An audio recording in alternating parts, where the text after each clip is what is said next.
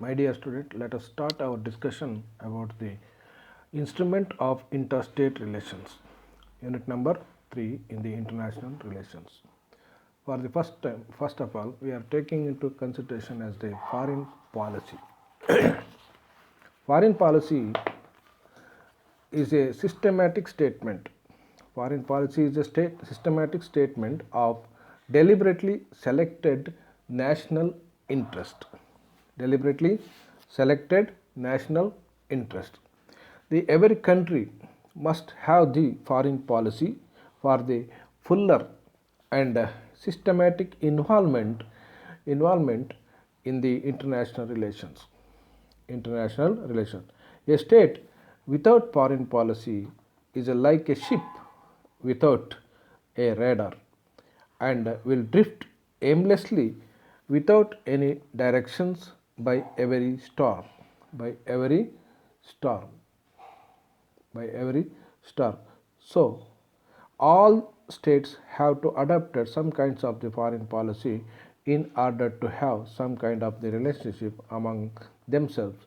However, distant one state may be from the other. ಪ್ರಿಯ ವಿದ್ಯಾರ್ಥಿಗಳೇ, ನಾವೀಗ ಅಂತಾರಾಜ್ಯ ಸಂಬಂಧದ ಸಾಧನಗಳು ಈ ವಿಷಯದಲ್ಲಿ ಚರ್ಚೆಯನ್ನು ಮಾಡ್ತೀವಿ. ಇದು ಅಧ್ಯಾಯ 3ನೇದಾಗಿರ್ತದೆ. ಇದರ ಬಗ್ಗೆ ಇದರ ಅರ್ಥವನ್ನು ವಿವರಿಸುವುದಾದರೆ, ಅಂತಾರಾಷ್ಟ್ರೀಯ ರಂಗದಲ್ಲಿ ವಿದೇಶಾಂಗ ನೀತಿ ತನ್ನದೇ ಆದ ಮಹತ್ವವನ್ನು ಪಡೆದಿದೆ. ವಿದೇಶಾಂಗ ನೀತಿ ಎಂದರೆ ಪ್ರಜ್ಞಾಪೂರ್ವಕವಾಗಿ ಆರಿಸಿದ ರಾಷ್ಟ್ರೀಯ ಹಿತಾಸಕ್ತಿಗಳ ವ್ಯವಸ್ಥಿತ ಪ್ರಕಟಣೆಯೇ ಒಂದು ವಿದೇಶಾಂಗ ನೀತಿ ಎಂದು ನಾವು ಅಭಿಪ್ರಾಯವನ್ನು ವ್ಯಕ್ತಪಡಿಸ್ಬೋದು. ಅಂತಾರಾಷ್ಟ್ರೀಯ ಸಂಬಂಧದಲ್ಲಿ ಒಂದು ರಾಷ್ಟ್ರ ಪೂರ್ಣವಾಗಿ ಮತ್ತು ವ್ಯವಸ್ಥಿತವಾಗಿ ತೊಡಗಿಸಿಕೊಳ್ಳಬೇಕಿದ್ದರೆ ವಿದೇಶಾಂಗ ನೀತಿಯನ್ನು ಹೊಂದುವುದು ಅನಿವಾರ್ಯ. ವಿದೇಶಾಂಗ ನೀತಿ ಇಲ್ಲದೆ ಒಂದು ಇಲ್ಲದರ ಒಂದು ರಾಷ್ಟ್ರವು ಚುಕ್ಕಾಣಿ ಇಲ್ಲದ ಹಡಗಿನಂತಾಗುತ್ತದೆ. ಬಿರುಗಾಳಿ ಬೀಸಿದಾಗ ಅಂತಹ ಹಡಗು ದಿಕ್ಕು ದೆಸೆ ಇಲ್ಲದೆ ಎತ್ತೆತ್ತಲೋ ಚಲಿಸುವಂತೆ ರಾಷ್ಟ್ರದ ಪರಿಸ್ಥಿತಿ ಇರುತ್ತದೆ. ಆದ್ದರಿಂದ ಒಂದು ರಾಷ್ಟ್ರ ಇತರ ರಾಷ್ಟ್ರಗಳಿಂದ ಎಷ್ಟು ದೂರ ಆಗಿದ್ದರೂ ಕೂಡ ಪರಸ್ಪರ ಸಂಬಂಧ ಮತ್ತು ಹೊಂದಿರುವ ಸಲುವಾಗಿ ಯಾವುದಾದ್ರೂ ಒಂದು ವಿದೇಶಾಂಗ ನೀತಿಯನ್ನು ಹೊಂದಿರುವುದು ಅವಶ್ಯಕ ಎಂಬುದನ್ನು ನಾವೀಗ ಇಲ್ಲಿ ಪರಿಗಣನೆಗೆ ತೆಗೆದುಕೊಳ್ಳಬಹುದು. In brief, foreign policy is the policy to manage the interstate relations. It is the process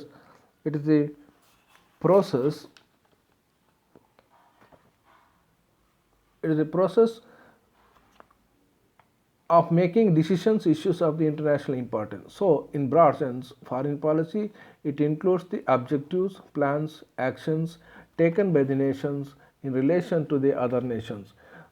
In the narrow sense, it applies only the actions aspects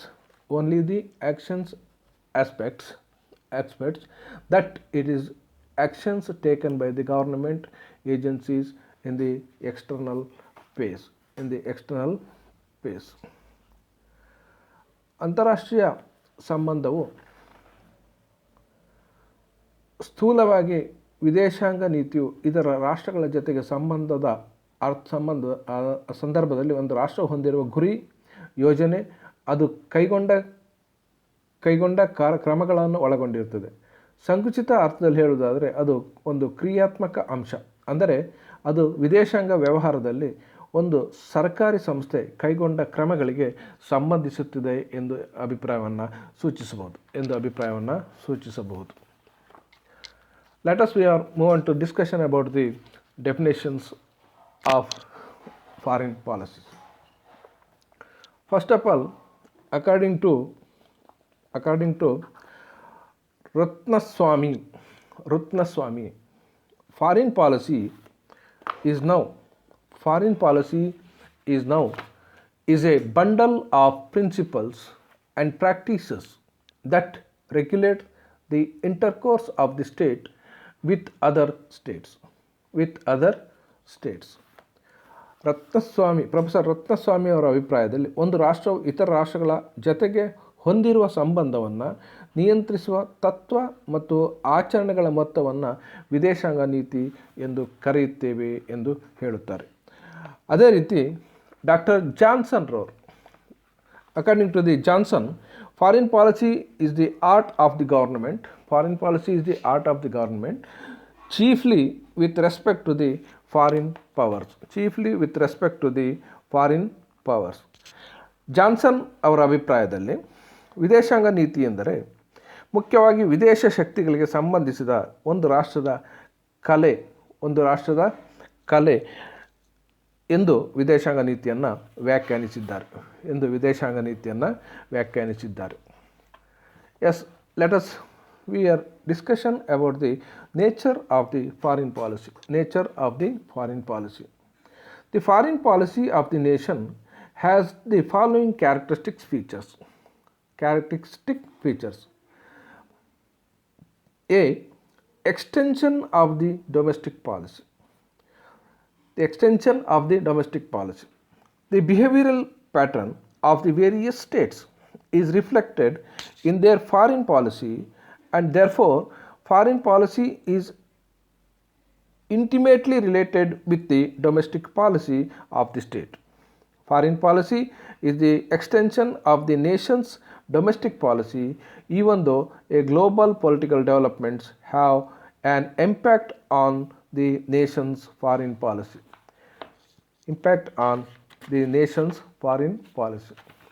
ನಾವೀಗ ವಿದೇಶಾಂಗ ನೀತಿಯ ಸ್ವರೂಪವನ್ನು ಚರ್ಚಿಸುವುದಾದರೆ, ವಿದೇಶಾಂಗ ನೀತಿಯ ಸ್ವರೂಪದ ಬಗ್ಗೆ ಮಾತನಾಡುವಾಗ ಈ ಕೆಳಗಿನ ಗುಣಲಕ್ಷಣಗಳನ್ನು ಆ ವಿದೇಶಾಂಗ ನೀತಿ ಹೊಂದಿರುತ್ತದೆ ಎಂಬುದನ್ನು ನಾವು ಮನಗಾಣಬಹುದು. ಅದರಲ್ಲಿ ಒಂದನೇದಾಗಿ ದೇಶೀಯ ನೀತಿಯ ವಿಸ್ತರಣೆಯೇ ವಿದೇಶಾಂಗ ನೀತಿ ಎಂಬ ಒಂದು ಲಕ್ಷಣವನ್ನು ನಾವು ಕಾಣುತ್ತೇವೆ. ವಿವಿಧ ರಾಷ್ಟ್ರಗಳ ನಡವಳಿಕೆಯು ಶೈಲಿಯು ಅವುಗಳ ವಿದೇಶಾಂಗ ನೀತಿಯಲ್ಲಿ ವ್ಯಕ್ತವಾಗುತ್ತದೆ. ಆದ್ದರಿಂದ ವಿದೇಶಾಂಗ ನೀತಿಯು ಒಂದು ರಾಷ್ಟ್ರದ ದೇಶೀಯ ನೀತಿಯೊಳಗೆ ಅಂದರೆ ಆಂತರಿಕ ನೀತಿಯೊಂದಿಗೆ ನಿಕಟ ಸಂಬಂಧವನ್ನು ಹೊಂದಿರುತ್ತದೆ. ಒಂದು ರಾಷ್ಟ್ರದ ವಿದೇಶಾಂಗ ನೀತಿಯ ಮೇಲೆ ಜಾಗತಿಕ ರಾಜಕೀಯ ಬೆಳವಣಿಗೆಗಳು ಪ್ರಭಾವ ಬೀರುತ್ತಿದ್ದರೂ ಕೂಡ ಅದು ರಾಷ್ಟ್ರದ ಆಂತರಿಕ ನೀತಿಯ ವಿಸ್ತರಣೆ ಎಂಬುದರಲ್ಲಿ ಯಾವುದೇ ರೀತಿಯ ಸಂದೇಹವಿಲ್ಲ ಎಂದು ಹೇಳಬಹುದು. ಆದ್ದರಿಂದ ವಿದೇಶಾಂಗ ನೀತಿ ಅಂದರೆ ದೇಶೀಯ ನೀತಿಯನ್ನೇ ನಾವು ವಿಸ್ತರಣೆ ಮಾಡುವ ಒಂದು ಪ್ರಮುಖ ಅಂಶವನ್ನು ಕಾಣುತ್ತೇವೆ. Point number B, foreign policy is the dynamic. Foreign policy requires the systematic involvement in the international relations as per systematic and well-defined principles. These principles are based on the limits of the strength and realities of the world situations. So, the states tend to have flexible principles which undergoes change depending on the struggle for the power in the world. So, foreign policy of every state is the dynamic rather than the static. ವಿದೇಶಾಂಗ ನೀತಿಯು ಗತಿಶೀಲವಾದಂತಹ ಲಕ್ಷಣವನ್ನು ಪಡೆದಿದೆ. ಅಂದರೆ ಇದು ನಿರಂತರ ಬದಲಾಗುವಂತಹ ಒಂದು ನೀತಿ ಎಂದು ಕರೆಯಬಹುದು. ವಿದೇಶಾಂಗ ನೀತಿಯು ವ್ಯವಸ್ಥಿತ ಹಾಗೂ ಸೂಕ್ತವಾಗಿ ವ್ಯಾಖ್ಯಾನಿಸಲಾದ ತತ್ವಗಳಿಗೆ ಅನುಸಾರವಾಗಿ ಅಂತಾರಾಷ್ಟ್ರೀಯ ಸಂಬಂಧದಲ್ಲಿ ತನ್ನನ್ನು ಕ್ರಮಬದ್ಧವಾಗಿ ತೊಡಗಿಸಿಕೊಂಡಿರಬೇಕಾಗುತ್ತದೆ. ಈ ತತ್ವಗಳು ತಮ್ಮ ಬಲ, ಮಿತಿ ಹಾಗೂ ಜಾಗತಿಕ ವಿದ್ಯಮಾನದ ವಾಸ್ತವವನ್ನು ಆಧರಿಸಿರುತ್ತದೆ. ಆದ್ದರಿಂದ ರಾಷ್ಟ್ರಗಳು ಗತಿಶೀಲವಾದಂತಹ ತತ್ವಗಳನ್ನು ಹೊಂದಿರುವುದು ಅನಿವಾರ್ಯವಾಗುತ್ತದೆ ಮತ್ತು ಜಗತ್ತಿನಲ್ಲಿ ಅಧಿಕಾರಕ್ಕಾಗಿ ನಡೆಯುವ ಹೋರಾಟಕ್ಕೆ ಅನುಗುಣವಾಗಿ ಅವುಗಳಲ್ಲಿ ಬದಲಾವಣೆ ಆಗುತ್ತಾ ಇರುತ್ತದೆ. ಆದ ಕಾರಣ ಎಲ್ಲ ರಾಷ್ಟ್ರಗಳ ವಿದೇಶಾಂಗ ನೀತಿಯು ಗತಿಶೀಲವಾಗುತ್ತಿರುತ್ತದೆ ಮತ್ತು ಅಚಲವಾಗಿರುವುದಿಲ್ಲ ಎಂಬುದನ್ನು ನಾವು ಗಮನಿಸಬಹುದು. Point number C is the foreign policy is the compound of many elements. The foreign policy is the compound of many elements. Every foreign policy every country is a compound of many factors and forces within the nation as well as the outside the nation.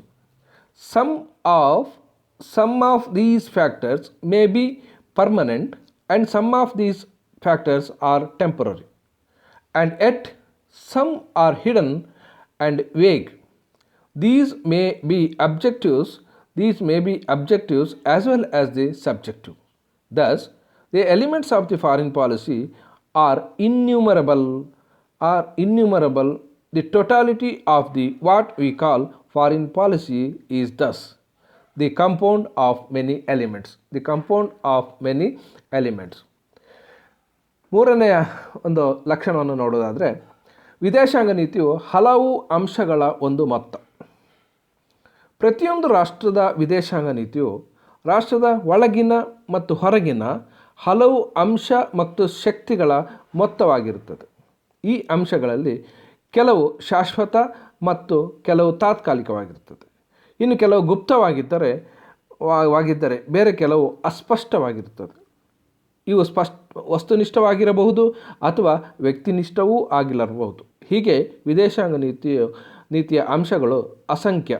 ಒಟ್ಟಿನಲ್ಲಿ ವಿದೇಶಾಂಗ ನೀತಿ ಎಂದು ನಾವು ಕರೆಯುವಂತಹದ್ದು ಹಲವು ಮೊತ್ತಗಳ ಒಂದು ಸಂಗ್ರಹ ಆಗಿರುತ್ತದೆ ಅನ್ನೋದು ಬಹಳ ಮುಖ್ಯವಾದಂಥ ಅಂಶ.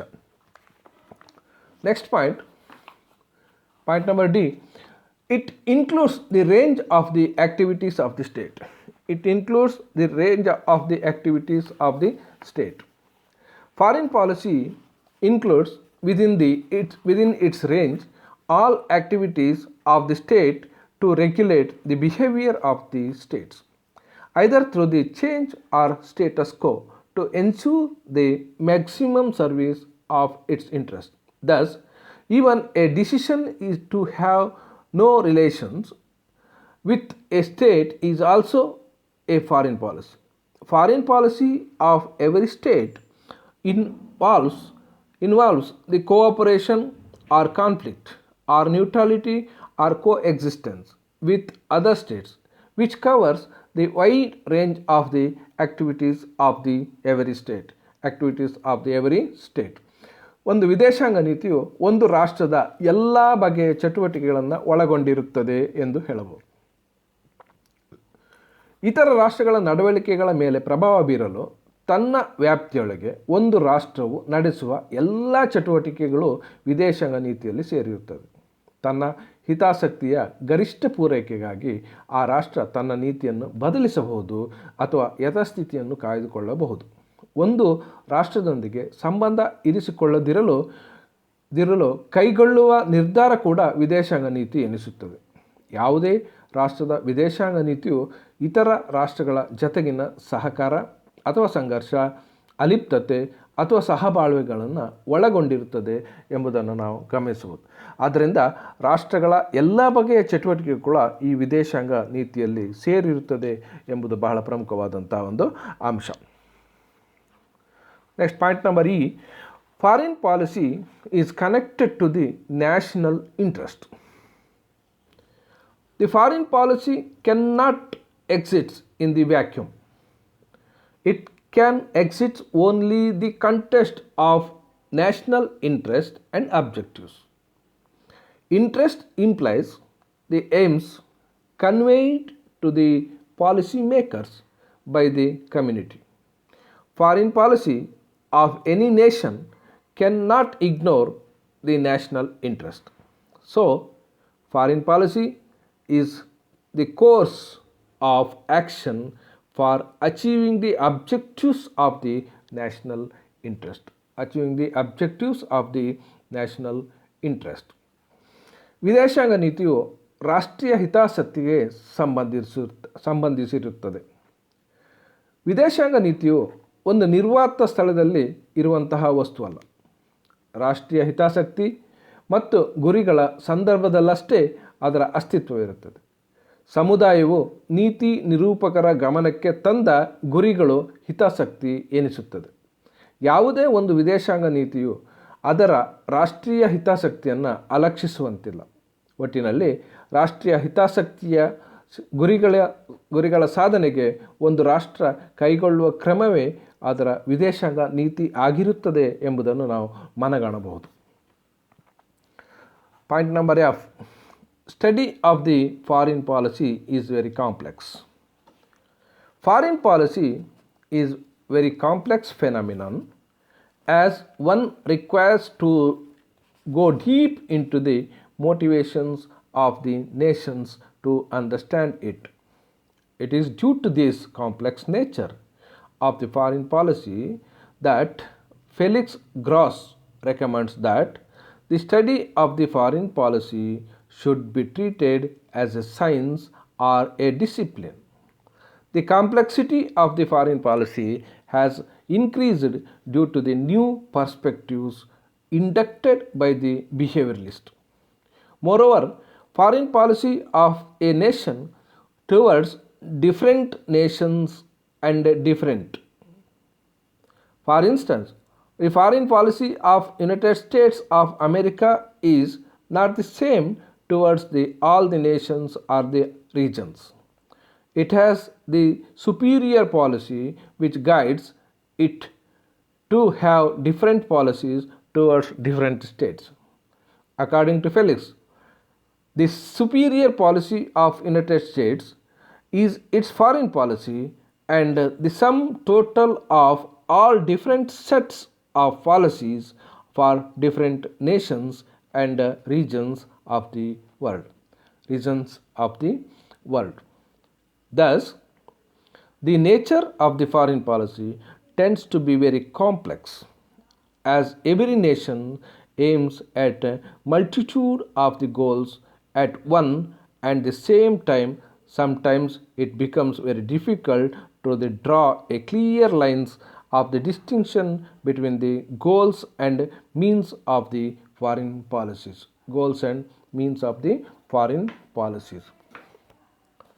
ವಿದೇಶಾಂಗ ನೀತಿಯ ಅಧ್ಯಯನ ತುಂಬ ಸಂಕೀರ್ಣವಾದದ್ದು. ವಿದೇಶಾಂಗ ನೀತಿಯು ತುಂಬ ಸಂಕೀರ್ಣವಾದ ವಿಷಯ, ಏಕೆಂದರೆ ಅದನ್ನು ಅರ್ಥೈಸಿಕೊಳ್ಳಲು ಒಂದು ರಾಷ್ಟ್ರದ ಪ್ರೇರಣೆಯ ಆಳವಾದ ಅಧ್ಯಯನದ ಅಗತ್ಯ. ವಿದೇಶಾಂಗ ನೀತಿಯು ಈ ಸಂಕೀರ್ಣ ಸ್ವರೂಪದಿಂದಾಗಿ ಫೆಲಿಕ್ಸ್ ಗ್ರಾಸ್ ರವರು ವಿದೇಶಾಂಗ ನೀತಿಯ ಅಧ್ಯಯನವನ್ನು ವಿಜ್ಞಾನ ಅಥವಾ ಒಂದು ಶಿಸ್ತು ಅಥವಾ ಒಂದು ಅಧ್ಯಯನ ಶಾಸ್ತ್ರ ಅಂದರೆ ಡಿಸಿಪ್ಲಿನ್ ಎಂದು ಪರಿಗಣಿಸಬೇಕೆಂದು ಅಭಿಪ್ರಾಯಪಟ್ಟಿದ್ದಾರೆ. ಅದೇ ರೀತಿ ವರ್ತನವಾದಿಗಳು ಅಥವಾ ನಡವಳಿಕವಾದಿಗಳು ತಂದ ಹೊಸ ದೃಷ್ಟಿಕೋನದಿಂದಾಗಿ ವಿದೇಶಾಂಗ ನೀತಿಯ ಸಂಕೀರ್ಣತೆ ಇನ್ನಷ್ಟು ಹೆಚ್ಚಾಗಿದೆ. ಅದಲ್ಲದೆ ಒಂದು ರಾಷ್ಟ್ರದ ವಿದೇಶಾಂಗ ನೀತಿಯು ಒಂದೊಂದು ರಾಷ್ಟ್ರಕ್ಕೆ ಒಂದೊಂದು ರೀತಿ ಇರಲು ಸಾಧ್ಯ. ಉದಾಹರಣೆಗೆ, ಅಮೆರಿಕದ ವಿದೇಶಾಂಗ ನೀತಿಯು ಎಲ್ಲ ರಾಷ್ಟ್ರಗಳು ಮತ್ತು ಪ್ರದೇಶಗಳಿಗೆ ಸಮನಾಗಿರುವುದಿಲ್ಲ. ಅದೊಂದು ಮೇಲ್ಮಟ್ಟದ ನೀತಿಯನ್ನು ಹೊಂದಿದ್ದು ಅದರಲ್ಲಿ ವಿಭಿನ್ನ ರಾಷ್ಟ್ರಗಳ ಬಗೆಗೆ ವಿಭಿನ್ನ ನೀತಿಯನ್ನು ಹೊಂದಲು ಅವಕಾಶವಿದೆ. ಫೆಲಿಕ್ಸ್ ರವರ ಪ್ರಕಾರ ಜಗತ್ತಿನ ವಿವಿಧ ರಾಷ್ಟ್ರ ಮತ್ತು ಪ್ರದೇಶಗಳಿಗೆ ಸಂಬಂಧಿಸಿ ಅಮೆರಿಕ ಅನುಸರಿಸುವ ವಿಭಿನ್ನ ನೀತಿಗಳ ಮೊತ್ತವೇ ಅದರ ವಿದೇಶಾಂಗ ನೀತಿ ಎಂದು ಅಭಿಪ್ರಾಯವನ್ನು ವ್ಯಕ್ತಪಡಿಸುತ್ತಾರೆ. ಅದೇ ರೀತಿ ಪ್ರತಿಯೊಂದು ರಾಷ್ಟ್ರವು ಏಕಕಾಲಕ್ಕೆ ಹಲವಾರು ಗುರಿಗಳನ್ನು ಸಾಧಿಸಲು ಯತ್ನಿಸುತ್ತಿರುವುದರಿಂದ ವಿದೇಶಾಂಗ ನೀತಿಯ ಸ್ವರೂಪವು